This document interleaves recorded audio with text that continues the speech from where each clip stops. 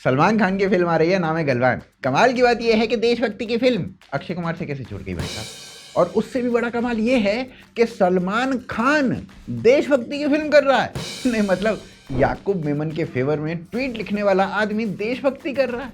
ये तो वही बात हो गई ना कि जज साहब नुपुर शर्मा को ब्लेम करने के बाद उदयपुर फाइल्स को रिलीज होने दे रहे हैं। सलमान खान के याकूब के फेवर में ट्वीट्स के ऊपर ना अजय देवगन आज कुछ ये कहना चाहते हैं, वो भी विमल पान मसाला खाने के बाद।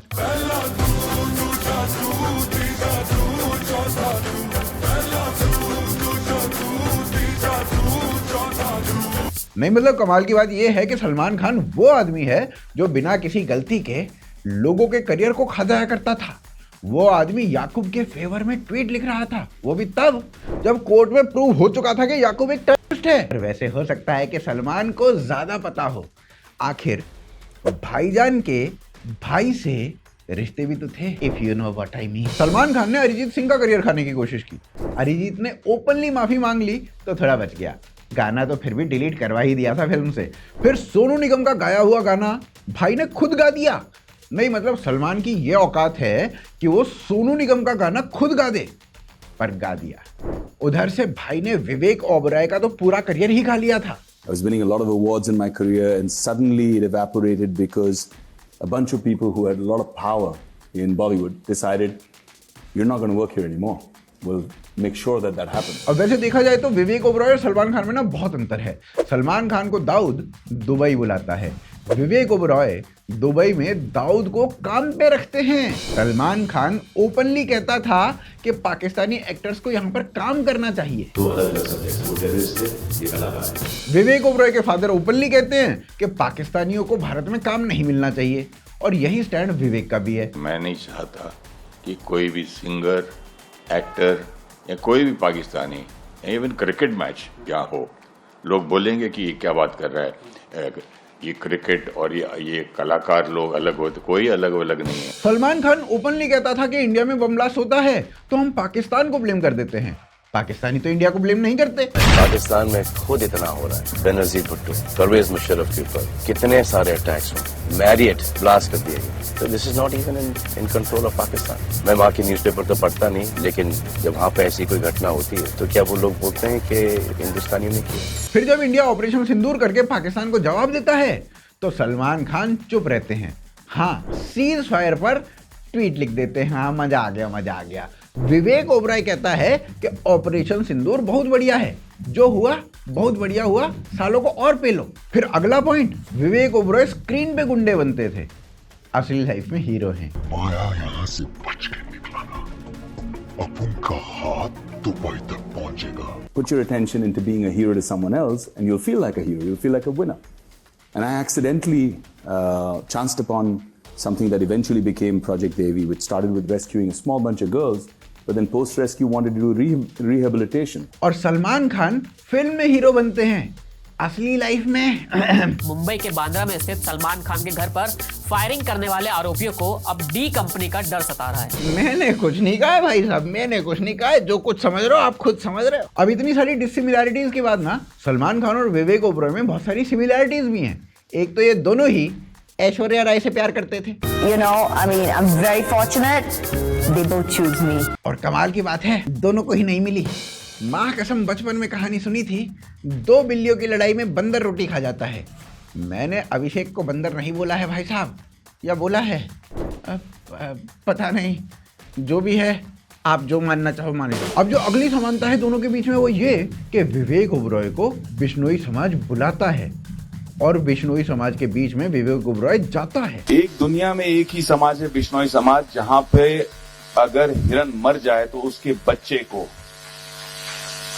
बिश्नोई हमारी माताएं अपने छाती से लगाकर अपने बच्चे की तरह दूध पिलाती हैं। ये दुनिया में आपको कहीं और नहीं मिलेगा। सलमान खान को भी बिश्नोई समाज बुलाता है, बस फर्क इतना है कि सलमान खान इनके बुलाने पे जाता नहीं है। If you know what I mean. फिर विवेक ओबरॉय और सलमान खान दोनों नेपोटिज्म के कारण बॉलीवुड में आए और इतने साल काम करने के बाद भी दोनों को एक्टिंग नहीं आ पाई। फिर मैंने ट्विटर पे देखा कि बहुत सारे लोग ऐसा लिख रहे थे कि Salman Khan is a naturally gifted actor. साला सलमान लिख दिया होगा, लिखना चाह रहा होगा इरफान। मैंने अपनी आंखों से देखा है, तूने मारा है, ये झूठ बोल रहा है, इसे मारा है, मैंने देखा है। चुप हो जाओ, एक और लगाऊंगा तेरे। अगर Salman Khan naturally gifted actor है तो मैं मान सकता हूं कि भाई साहब राहुल गांधी पीएम बन सकता है। अगर सलमान बढ़िया एक्टर है तो मैं मान सकता हूं कि हिमालय पर्वत की हाइट आमिर खान से छोटी है। अगर सलमान खान बढ़िया एक्टर है तो मैं मान सकता हूं कि ताजमहल प्रेम की निशानी है। अगर सलमान खान बढ़िया एक्टर है तो मैं मान सकता हूं कि अंग्रेजों से पहले भारत था ही नहीं। अगर सलमान खान बढ़िया एक्टर है तो मैं मान सकता हूं कि राज ठाकरे बाला साहिब ठाकरे बन सकता है। और अगर सलमान खान बढ़िया एक्टर है तो मैं मान सकता हूं कि बॉलीवुड ने आज तक एक गाना भी नहीं चुराया है। तो भाई साहब बात ऐसी है कि सलमान की एक्टिंग देखने के बाद एक शेर याद आया है, सलमान खान की एक्टिंग के क्या कहने, देख के इसको आ जाता है स्वाद। सलमान खान की एक्टिंग के क्या कहने, देख के इसको आ जाता है स्वाद। मैं तो यही कहूंगा कि ज्यादा मत देख लेना, नहीं तो निकल जाएगा सबका गाना। अबे ये कैसा शेर है, इसमें तो राइम ही नहीं हुआ। मन में तो हुआ। तो भाई साहब आज हम बात करेंगे विवेक ओबरॉय और सलमान खान के बारे में, दोनों की कंट्रोवर्सीज से लेकर आज तक की जर्नी के बारे में, और लास्ट में ये जानेंगे कि दोनों में से जीता कौन। You watching the woke show.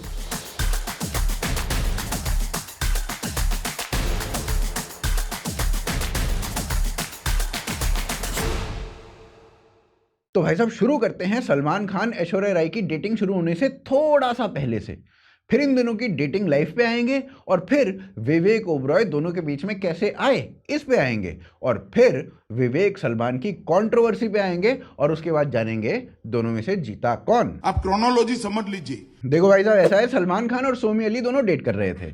जो लोग सोमी अली को नहीं जानते उन्हें यह बता दूं कि सोमी अली एक पाकिस्तानी लड़की थी जो यूएसए में रहती थी। उसने एक दिन सलमान खान को टीवी पे देखा और देखते ही पागल हो गई। उसने कहा कि इससे तो मिलना ही पड़ेगा एक बार। वो सब कुछ छोड़ छाड़ के इंडिया आ जाती है और कुछ दिनों के बाद एक स्टूडियो में अपने फोटोग्राफ देने जाती है। जिस स्टूडियो में वो थी बाय चांस उसी स्टूडियो में सलमान खान भी था। सलमान खान तो सोमी अली को देख लेता है पर सोमी अली नहीं देख पाती कि यहाँ पे सलमान खान भी है। अब सलमान खान स्टूडियो वाले से पूछता है, अबे ये जो लड़की अभी अभी गई है कौन थी ये? वो सलमान खान को पूरी इन्फॉर्मेशन दे देते हैं। 2-3 दिनों के बाद सलमान खान और सोमी अली दोनों की मुलाकात होती है। मुक्कालात तो बाद में होती है। और अचानक से सोमी अली को मिथुन के ऑपोजिट मूवी मिल जाती है। मिथुन उस वक्त एक सुपरस्टार थे और फिर एक के बाद एक बड़ा बड़ा सुपरस्टार सोमी अली के ऑपोजिट दिखने लगता है। सलमान खान सोमी अली को डेट करने लगते हैं और बात शादी तक पहुंच जाती है। शादी के कार्ड्स तक छप चुके थे भाई साहब। There was a time that I really wanted to get married, and then it just didn't work out. You know, that always comes so close. You know, like Sangeeta's like the cards were printed here. Yeah, that I know. Yeah. पर शादी नहीं हुई क्योंकि सोमी अली सलमान खान को किसी और के साथ पकड़ लेती हैं। And then it didn't happen. Why did she catch you? What? Did she catch you? Did you catch me where? Obviously somewhere. No. Yeah, kind of. See? ये किसी कौन थी? ऐश्वर्या राय या संगीता बिजलानी या दोनों? अब ना हम दिल दे चुके सनम की शूटिंग चल रही थी। सलमान खान ऐश्वर्या राय के लिए बावले हो चुके थे। मतलब इतने बावले कि सलमान खान को और कोई दिख ही नहीं रही थी। नहीं मतलब दिख तो रही थी, बहुत कुछ हो भी रहा था पर दिख वही रही थी। If you know what I mean. मतलब Salman Khan was full blown crazy about Aishwarya Rai. Bhansali ने ऐश्वर्या को आंखों की गुस्ताखियां गाने के समय पर छू लिया, जिसके ऊपर ना भंसाली और सलमान दोनों के बीच में कहासुनी भी हो गई थी। सलमान खान ऐश्वर्या राय के लिए इतने पागल हो गए थे कि सलमान खान ना हम दिल दे चुके सनम की एंडिंग को बदलवाना चाहते थे और चाहते थे कि फिल्म के एंड में ना ऐश्वर्या राय उन्हें मिले। भाई साहब आपको तो लाइफ के एंड में नहीं मिली, फिल्म के एंड में कैसे मिल जाती? मतलब सलमान खान ऐश्वर्या के लिए इतने पागल थे कि सलमान को जोश फिल्म मिल रही थी पर उसमें सलमान को ऐश्वर्या का भाई बनना था, तो सलमान खान ने फिल्म रिजेक्ट कर दी। पर मुझे लगता है कि सलमान खान को ऐसा नहीं करना चाहिए था। ऐसे ऑकवर्ड नहीं हूं मैं, मुसलमान मेरा चलता है। सलमान खान ऐश्वर्या राय का प्यार ऊंचाइयां छू रहा था। सब इन्हीं के बारे में बात कर रहे थे। फिर एक दिन सलमान खान ऐश्वर्या के घर जाते हैं, रात के 1:30 बजे। एहे, रहा नहीं जाता, तड़प ही ऐसी है ना। अब गंदे दिमाग वालों, सालों इसलिए नहीं, सलमान भाई जाते हैं उनके घर और दरवाजा खटखटाते हैं, और भाई साहब रात के 1:30 बजे से सुबह के 6 बजे तक दरवाजा खटखटाते ही रहते हैं। ऐश्वर्या दरवाजा नहीं खोलती हैं। कारण था, या एटलीस्ट कारण बताया यही गया, कि ऐश्वर्या के जो पेरेंट्स थे ना, वो सलमान से नाराज थे। फिर कुछ दिनों के बाद ऐश्वर्या राय एक अवार्ड शो में बिल्कुल सिंपल से कपड़ों में अवार्ड लेने जाती है। उन्हें हम दिल दे चुके सनम के लिए अवार्ड मिलना था। बात थी 2001 की। ऐश्वर्या राय की आंखें सूजी पड़ी थी, रो रो के नहीं, किसी ने घुसंड मारा था इसलिए सूजी पड़ी थी कमबख्तों। और उनके हाथ में फ्रैक्चर था। ऐश्वर्या बताती हैं कि वो गिर गई थी। About a week ago, I I slipped and fell down the staircase right outside my house. पर सबको पता था सलमान ने ऐश्वर्या के साथ फिर से वही कर दिया है जो वो अक्सर अपनी गर्लफ्रेंड के साथ करते रहते हैं। जो थे ना हमारे x, I was very constricted, मतलब वो जो कपड़े ये नहीं पहनना, इतना शॉर्ट नहीं होना चाहिए, so I was a little shy then. अभी मैं वैसी नहीं हूँ, अभी पूरी गुंडी की गुंडी हूँ, मतलब I am like not afraid anymore, I was very reserved. सबसे ज्यादा, कुत्ते से भी ज्यादा अगर किसी को अब्यूज किया गया है तो वो है Somy Ali by Salman Khan. Point, Salman was so physically abusive that Najma, her name is Najma, she banged on the door. She must have been 45 years old at that point. She banged at the door. Salman opened the door and she said, भाई आप मुझको मारो, इस बच्ची को छोड़ दो। और इसके कुछ टाइम के बाद ना ऐश्वर्या राय और सलमान खान का ब्रेकअप हो जाता है, जिसके 2 कारण बताए गए। एक, ऐश्वर्या की साइड वाला, जो सबको पता है कि सलमान खान को एंगर इश्यूज थे और वो ऐश्वर्या को मारता पीटता था। और दूसरा रीजन बताया सोहेल खान ने, जो कि सलमान की साइड का था। वो कहते हैं कि सलमान ना ऐश्वर्या से बहुत प्यार करते थे, पर ऐश्वर्या उन्हें श्योरिटी नहीं देती थी कि वो भी सलमान के लिए उतनी ही सीरियस हैं। और सोहेल के हिसाब से ऐश्वर्या एक टाइम में सलमान और विवेक दोनों के साथ इन्वॉल्व थी, जिससे सलमान नाराज थे। सोहेल खान ने दिया एक इंटरव्यू जिसमें उन्होंने कहा, now she weeps in public when she was going around with him when she used to visit our home so often like part of the family, did she ever acknowledge the relationship? The actor added she never did. That made Salman feel insecure. He wanted to know how much she wanted him. She would never let him be sure of that. Aishwarya was in constant touch with Salman Khan till recently on the mobile. That's what upset Vivek. मतलब भाई साहब इतने नाराज थे कि ऐश्वर्या और शाहरुख की film चल रही थी, चलते चलते उसमें सलमान खान गाड़ी लेके घुस गए और गाड़ी से सेट ही उड़ा दिया। और चलते चलते से ऐश्वर्या को चलते चलते होना पड़ा, क्योंकि सलमान खान चलते चलते वहां आ गए थे। मतलब ये बात भी तगड़ी है कि भाई के हाथ में गाड़ी आ जाए तो भाई ने कुछ ना कुछ उड़ाना जरूर है, चाहे फिर सेट हो या आदमी। इसी इंसिडेंट के बाद ही सलमान और शाहरुख दोनों के बीच में दुश्मनी हो गई थी, जो सालों तक चलती रही। शाहरुख और सलमान खान ने एक दूसरे को गले लगा लिया। ये खबर जिसके कानों में पड़ी उसे पहली बार में तो भरोसा ही नहीं हुआ, लेकिन खबर पर मोहर लगाती ये तस्वीरें जब गवाही देने सामने आ गई तो हर कोई हैरान था। ये क्या हुआ, कैसे हुआ, कब हुआ? बॉलीवुड के 2 दुश्मनों के दोस्त बनने की इन तस्वीरों का हर कोई अपने तरीके से विश्लेषण करने में जुटा था। फिर कई सालों तक जब ये दुश्मनी चलती रही तो शाहरुख ने कॉफी विद करण पर सलमान से सॉरी बोला। Salman is disturbed with me. It's got to do with me. And he's completely in the right. If anyone who loved me, and I know he does, anyone who's loved me has a problem with me, then it's because of me. And on your show, I'm sorry. I wish I knew how to pick up a telephone and say sorry. I don't know how to say it.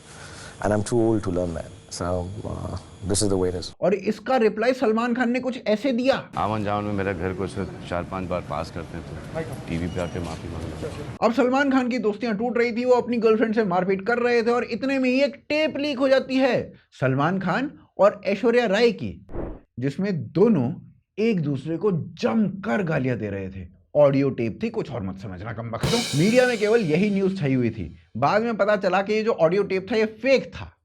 अब ये नहीं पता कि ये tape actually fake था या जैसे गाड़ी बिना ड्राइवर के चल रही थी और हिरण ने खुद को गोली मार ली थी, वैसे ही ये टेप भी नकली था।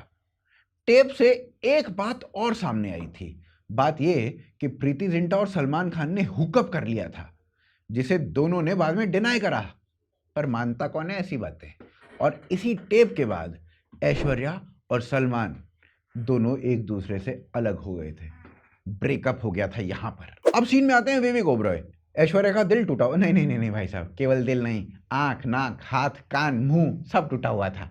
ऐश्वर्या हर जगह केवल विवेक के साथ दिखाई दे रही थी। अब ऐश्वर्या को विवेक के साथ देखकर सलमान खान पागल हो जाता था और उसने विवेक को धमकाना शुरू कर दिया। विवेक ने उसके बाद प्रेस कॉन्फ्रेंस कर दी। बार बार उनका फोन आया, 41 बार in one night, 41 times he has called me in one night and I'm not even a beautiful woman. इस प्रेस कॉन्फ्रेंस के बाद विवेक का करियर खत्म हो चुका था। ऐश्वर्या ने भी विवेक को कहा कि बेटा इतना ड्रामा करने की जरूरत नहीं थी, मतलब तुम्हारा करियर बढ़िया चल रहा था, तुम्हें बढ़िया लड़की मिल रही थी, काहे ड्रामा कर रहे हो बे। और ये बात बोलने के बाद ऐश्वर्या राय विवेक को छोड़ के आगे चली जाती हैं। मतलब जिस आदमी का करियर रॉकेट की तरह बढ़ रहा था, साथिया, कंपनी, शूटआउट जैसी फिल्में उन्हें मिल रही थी, बड़े बड़े प्रोडक्शन हाउसेस जिसको साइन करने में लगे हुए थे, उसका करियर ही खत्म हो जाता है भाई साहब। प्रेस कॉन्फ्रेंस के बाद उसको कोई फिल्म मिलना बंद हो जाती है और जिस बंदी के लिए उसने ये सब कुछ किया था वो बंदी भी उसको छोड़ के चली जाती है। ऑल इन ऑल बंदा जीरो पे आ चुका था। लेकिन जिनके लिए आपने ये सब किया, उन्होंने कभी आपको थैंक यू बोला या अप्रिशिएट हुआ ये जेस्चर? नहीं हुआ। ये भी नहीं हुआ? नहीं हुआ। नहीं हुआ। क्या मतलब? नहीं हुआ। बाद में उल्टा ये हो गया था कि भाई तुम बड़े इमेच्योर। लेकिन इतने सब ड्रामे के बाद, इतनी सारी कहानी बताने के बाद एक्चुअल विनर लाइफ में कौन था उसके बारे में बात करेंगे। लेकिन उससे पहले ना ग्राम दर्शन में चलते हैं, क्योंकि असली न्यूज तो आपको यहीं से मिलती है।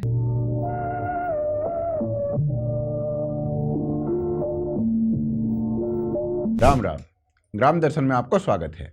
कन्हैया लाल टेलर ने नुपुर शर्मा को समर्थन करो और सोशल मीडिया पे एक पोस्ट डाल दी। फिर थोड़े दिन बाद पता यूं चली कि कन्हैया लाल टेलर इस्लामिक आतंकवादी ने मार दिया। अब कन्हैया लाल टेलर की गैल जो हुआ वहाँ पे एक फिल्म उदयपुर फाइल्स बन रही है। या फिल्म के पीछे मुस्लिम संगठन पड़ गए और दिल्ली हाई कोर्ट में पिटीशन डाल दी। जो कोर्ट पी के फिल्म को न्यो बोल रहा हो, मतलब न्यो बोल रहा हो कि फिल्म पसंद ना आ रही तो मत देखो, वही कोर्ट उदयपुर फाइल्स को बोल रहा हो ना ना या फिल्म है तो रिलीज ही ना होने देंगे हम। भैया मो तो यू कोर्ट को केस बहुत बढ़िया लगे। आज उठे बोले दुग्गल साहब आज अंधे हैं, हिंदू उन पे जो जुल्म सितम होएगा कतई नहीं देखेंगे। कल उठे बोले आज दुग्गल साहब बह रहे हैं, जो भी हिंदू उन पे गलत होएगा कतई नहीं सुनेंगे। परसों उठे बोले आज दुग्गल साहब लंगड़े हैं, तो हिंदू बोले मतलब आज तो देख सुन लेओगे, तो बोले हाँ मुसलमानन की, और बस न्यों ही बोल के उदयपुर फाइल्स पे रोक लगा दी। कन्हैया लाल टेलर की पत्नी ने प्रधानमंत्री मोदी को एक चिट्ठी लिखी कि मेरे पति की मौत पे एक फिल्म बन रही है, वह रिलीज हो लेन दो। पर हमें पता है कि मोदी जी यहाँ पे कुछ नहीं बोलेंगे। हाँ सवाना आदमी को एक्सीडेंट हो जाता तो मोदी जी के अंदर तो जज्बात निकल जाते। मोदी जी चुनाव के टाइम पे एक दो भाषणों में कन्हैया लाल को नाम ले चुके हैं, पर इंसाफ दिवाने की बात थोड़ी हुई। पर थे कन्हैया कुमार और पप्पू यादव, ये दोनों राहुल गांधी और तेजस्वी यादव के स्टेज पे चढ़ गए, चढ़ ना पाए वो लगी चढ़ गए होंगे, इतने बलशाली हैं तो चढ़ी गए होंगे, पर ना, दोनों सिक्योरिटी ने मार मार भगाए भैया। इतने कूटे कि भैया इतनी बेइज्जती सहने के बाद शेर जैसा कोरेजा रौखने वाला पप्पू यादव रोने लग गया। अरे ससुर जा रहे थे जिस तरीके से मारा मैं बता नहीं सकता। और कन्हैया कुमार बोलो देखो भैया ऐसा है, हमारी तो रोज की बेइज्जती होती रहे, हमें बेइज्जती फील ना हुए। ट्रक पर चढ़ने और उतरने का सवाल है, ये मुद्दा नहीं है। ये बिना आप चढ़े थे कि नहीं चढ़े थे? नहीं, मतलब क्या जरूरी है ये बताइए। अब कुछ खेल समाचार। T20 वर्ल्ड कप में मेलोनी की इटली क्वालिफाई कर गई है और यह बात में मोदी जी ने प्रतिक्रिया दी है। आज एक अलग ही खुशी महसूस कर रहा हूं। शायद ऐसी खुशी बहुत रेयर ओकेजन होते हैं जब तन मन खुशियों से भर गया। तो भैया मोदी जी की खुशी में हम भी खुश हैं और या खुशी में आप भी खुश हो जाओ। तो भैया मैं चलूं, मिल लेके तुम काम पढ़ो।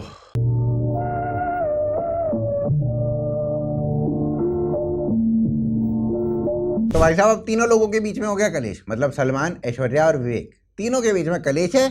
अब तीनों की लाइफ इसके बाद कैसे चलती है वो देखते हैं। सलमान की आती है तेरे नाम इसी टाइम के आसपास। भाई का नया नया ब्रेकअप हुआ था, भाई एकदम से कल्ट बन गया। लेकिन इसी बीच लोगों पे गाड़ी चढ़ाने का केस सलमान पे लग गया। हिरण मारने का पहले से ही चल रहा था भाई के ऊपर। इसके बाद में सलमान खान की 10 फिल्में लगातार फ्लॉप हो जाती हैं, पर भाई के साथ अंडरवर्ल्ड का हाथ भी था, तो भाई को कॉल ऑफ करना ना बहुत इजी नहीं था। अचानक से वांटेड आ जाती है और सलमान फिर से स्टार बन जाते हैं। अब सलमान को फिल्मों में लेने का मतलब था ब्लॉकबस्टर फिल्म, और देखते ही देखते सलमान खान भारत के 3rd रिचेस्ट एक्टर बन जाते हैं with a net worth of 2900 crore rupees. लेकिन नंबर 1 और नंबर 3 में 4500 करोड़ का फर्क था। शाहरुख खान भारत के रिचेस्ट एक्टर हैं with net worth of 7300 crore, बल्कि शाहरुख दुनिया के 4थे सबसे अमीर एक्टर हैं। शाहरुख और सलमान के बीच दूसरे नंबर पर आते हैं ऋतिक रोशन, जो कि 3100 करोड़ रुपए के साथ आते हैं। अबे सलमान भाई, क्या मतलब कब से लगे पड़े हो और मुकाबले में कल का लौंडा आया ऐसे ऐसे किया और बाजी मार गया, मतलब क्या ही उखाड़ लिया भाईजान आपने, बताइए। फिर ऐश्वर्या राय की बात करते हैं। ऐश्वर्या का पति बॉलीवुड में फ्लॉप हो गया। आए दिन उनके डाइवोर्स के चर्चे चलते रहते हैं, पर भगवान की दया से सब कुछ ठीक चल रहा है, ऐसी खबरें भी आ जाती हैं। लेकिन जिसकी सास जया बच्चन हो, भाई साहब उसका क्या जीवन सुखी हो सकता है।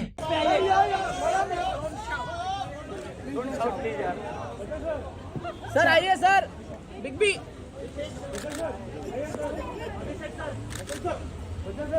कई बार तो मेरे को लगता है कि धरती पर नरक ही भोग रही हैं। नहीं, जितना पुण्य करके अभिषेक बच्चन मिला होगा, उतना खून तो जया बच्चन को देखते ही सूख जाता होगा। पर चलिए आगे बढ़ते हैं और तीसरे बंदे की बात करते हैं, यानी विवेक ओबरॉय की। अब ये आदमी बिल्कुल खत्म था, कोई काम नहीं, ग्रैंड मस्ती जैसी बी ग्रेड सी ग्रेड फिल्में भाई कर रहा था। हर कोई मतलब इसका मजाक उड़ा रहा था। कितने प्रतिशत भारतीयों ने किसी जोड़ी को देखकर ये सोचा कि इस लल्लू को ये लड़की कैसे मिल गई? Salman, you also felt like this. I remember you telling me when जब आपका वो जब आपका ब्रेकअप हुआ था और जब आपको पता चला कि you know your ex girlfriend is with seeing somebody, तो your reaction was also कि यार इसके साथ क्या था? वही जिसने कितने 45-32 कितने फोन किए थे? मां किसके पीछे? विवेक ओबरॉय।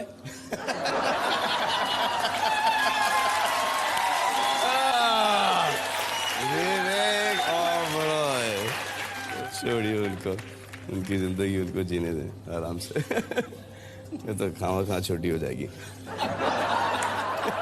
विवेक ओबरॉय नेगेटिविटी से घिरा हुआ था, इतनी नेगेटिविटी, इतनी हेट, सब कोई उसके बारे में मजाक कर रहा है। और ऐसे में विवेक ओबरॉय स्टेज पर चढ़ता है और पब्लिकली सलमान खान को सॉरी बोलता है, लेकिन सलमान खान उस सॉरी को भी कॉल ऑफ कर देता है।